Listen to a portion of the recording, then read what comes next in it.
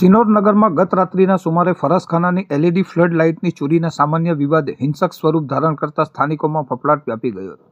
પ્રાપ્ત વિગતો અનુસાર સિનોરમાં રાખવામાં આવેલ ફરસખાનાની કિંમતી એલઈડી લાઇટની ચોરી થઈ હોવાના આક્ષેપ સાથે વિવાદની શરૂઆત થઈ હતી. આ ચોરી પાછળ હિન્દુ સમાજના એક અગ્રણીના ભાઈનો હાથ હોવાનો સીધો આક્ષેપ બીજા પક્ષ દ્વારા કરવામાં આવતા મામલો ગરમાયો હતો. આ ગંભીર આક્ષેપ બાદ બંને પક્ષના લોકો મોટી સંખ્યામાં રસ્તા પર ઉતરી આવ્યા હતા અને જોતજોતામાં વાતાવરણ તંગ બની ગયું હતું. ગેરસમજ અને આક્ષેપબાજીના કારણે બંને કોમના ટોળા સામસામે આવી જતા સૂત્રોચ્ચાર અને અફરાતફરીનો માહોલ સર્જાયો હતો, જેને પગલે બજારની દુકાનોના શટર પણ પડી ગયા હતા. આ ઘટના અંગે હિન્દુ સમાજના વકીલ પ્રકાશ માસ્ટરે પ્રતિક્રિયા આપતા જણાવ્યું હતું કે કોઈ પણ જાતના પુરાવા વગર માત્ર શંકાના આધારે પાયાવિહોણા આક્ષેપો કરી શાંતિ ડોળવાનો પ્રયાસ કરવામાં આવ્યો છે. તેમણે વધુમાં ઉમેર્યું હતું કે ચોરી જેવા સામાન્ય મુદ્દાને કોમી રંગ આપીને તંગદિલી પેદા કરવી તે દુર્ભાગ્યપૂર્ણ છે અને જવાબદારો સામે કાયદેસરની કાર્યવાહી થવી જોઈએ. બનાવની ગંભીરતાને જોતા સિનોર પોલીસ મથકનો કાફલો તાત્કાલિક ઘટના સ્થળે દોડી ગયો હતો અને ટોળાને વિખેરી પરિસ્થિતિ પર કાબૂ મેળવ્યો હતો.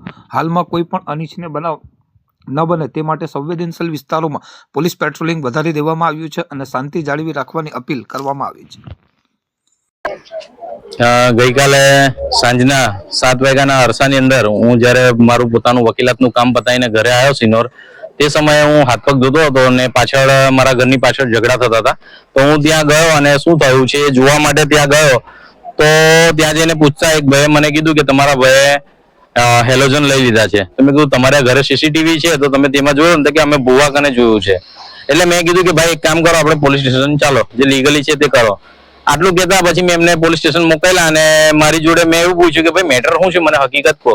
તો પેલો કે તું હિન્દુઓનો નેતા થઈ ગયો છે એમ કરીને મને એક અબ્દુલ કરીને છે તેને મારું ગળું દબાવી દીધું અને એક અબુ બક્કર કરીને છે તેને મને હાથમાં પાઇપ મારી દીધી.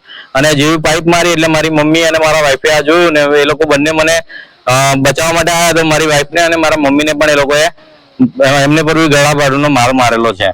અને જેને લઈને અમે સિનોર પોલીસ સ્ટેશનમાં ફરિયાદ કરવા ગયા અને સિનોર પોલીસ સ્ટેશનની અંદર ફરિયાદ કરતા અમને હાથમાં વધારે દુખાવો હોય મોટા ફોફડિયા બતાવવામાં આવ્યા હતા. ગઈકાલના અમને અહીંયા દાખલ કરેલા છે ને આજે અમને વધારે ક્રેક હોય તો અમને વડોદરા માટે રિફર કર્યા છે. મારું નામ પ્રકાશભાઈ છે.